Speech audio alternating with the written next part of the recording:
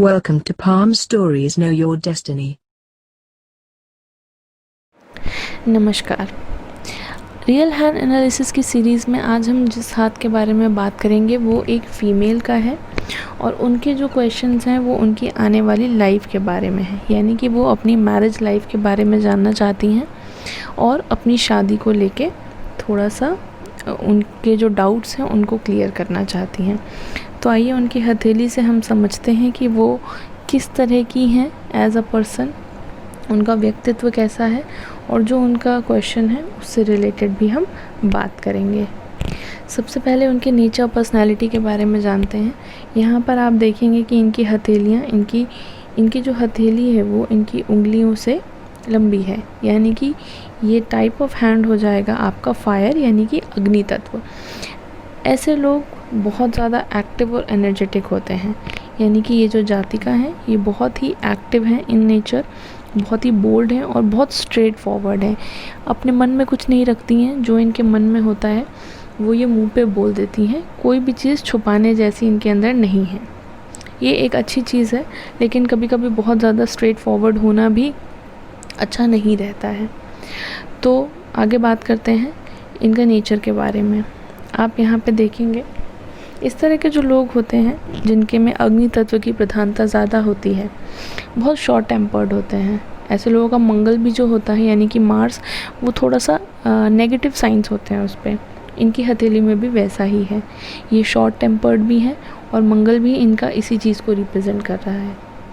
साथ ही हाथ भी अग्नि तत्व है, तो बहुत गुस्सा आती है ऐसे लोगों को।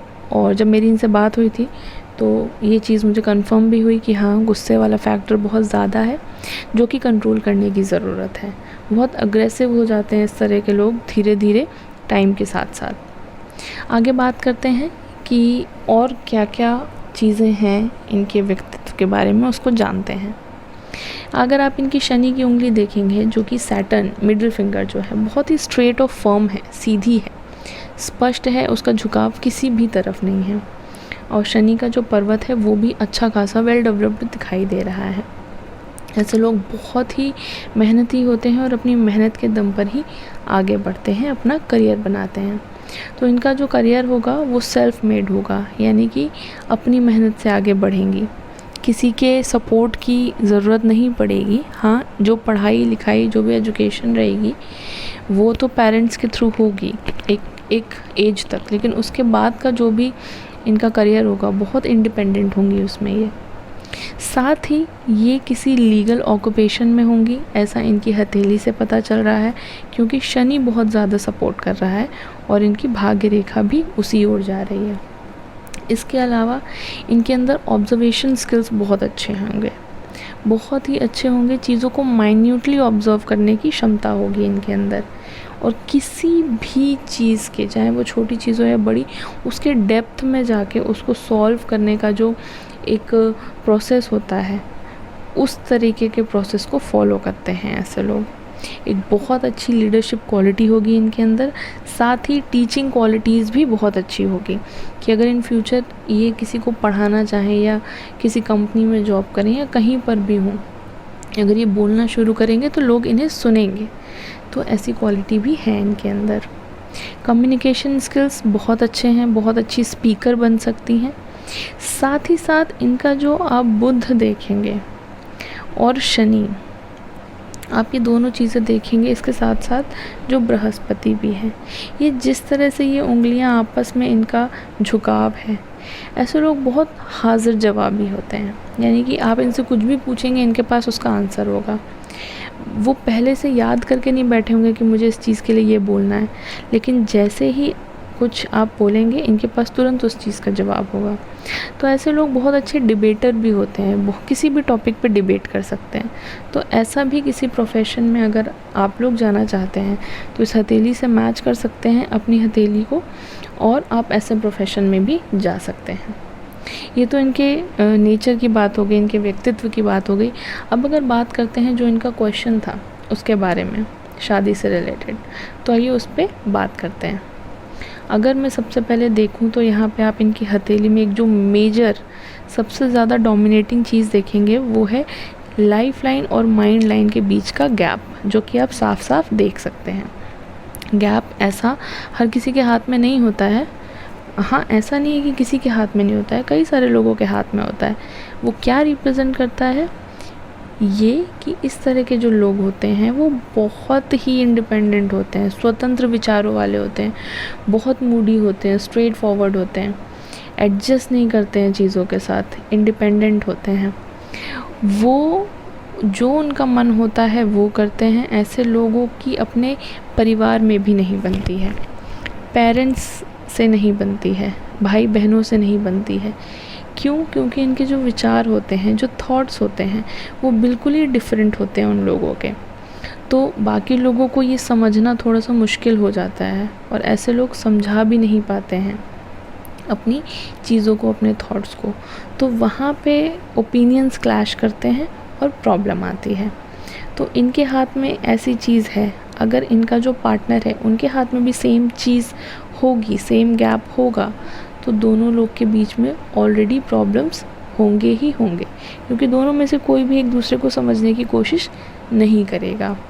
तो ये जो इनके हाथ में मुझे दिखाई दिया, एडजस्टिंग नेचर ना होना, मतलब कहीं पर भी एडजस्ट ना करना, ये एक थोड़ा सा नेगेटिव चीज़ है, क्योंकि कहीं ना कहीं इंसान को थोड़ा बहुत एडजस्ट करना पड़ता है। तो खैर, लेकिन ये इनका नेचर है, इसे बदला नहीं जा सकता है। हाँ, इसमें चेंजेस लाए जा सकते हैं, ठीक है, तो वो इनको करने की ज़रूरत है, जो कि शादी के लिए एक अच्छी चीज़ है। आगे बात करते हैं, इनकी जो माइंड लाइन है, अगर आप देखेंगे तो वो सीधे जा रही है और अचानक से नीचे चंद्र की तरफ झुक रही है, जो कि इंसान को बहुत ही इमेजिनेशंस में लेके जाता है, एक इल्यूजन भरी लाइफ की ओर लेके जाता है, ठीक है। वो क्या करता है, इंसान दिमाग में चीज़ें सोचता रहता है, ठीक है। रियलिटी कुछ और है, लेकिन वो अपने दिमाग में एक अलग ही लाइफ बना लेता है कि मैं ऐसा करूँगी तो ऐसा हो जाएगा, मैं ऐसा करूँगा तो मैं यहाँ जाऊँगा, वहाँ बहुत सारी चीज़ें वो अपने दिमाग में सोचता है, जिसकी वजह से जो उसकी मेंटल हेल्थ है वो ख़राब होती है। साथ ही अगर आप देखेंगे तो इनकी हेड लाइन यानी कि माइंड लाइन पे एक बड़ा द्वीप भी बन रहा है। द्वीप यानी कि आइलैंड, जो कि मेंटल हेल्थ को प्रभावित करता है। ये एक बहुत बड़ा नेगेटिव साइन है। ये इंसान को ओवर थिंकिंग, अनवांटेड थॉट्स, बहुत सारी नेगेटिविटी और OCD, ऑब्सेसिव कंपल्सिव डिसऑर्डर, इसके अलावा माइग्रेन जैसी बीमारियों की तरफ लेकर जाता है। तो इस तरह के लोगों को बहुत ज़रूरत होती है कि वो अपनी मेंटल हेल्थ को ठीक रखें, नहीं तो आने वाले टाइम में जिस एज में ये बन रहा है 40s के आसपास, इन्हें बहुत परेशानी होगी, साथ ही इनके परिवार वालों को भी। एक अच्छी मैरिड लाइफ के लिए किन प्लैनेट्स का अच्छा होना ज़रूरी है वो मैंने पहले भी बताया है। शुक्र, बुध, मंगल, बृहस्पति, ये तो अच्छे आपके होने ही होने चाहिए।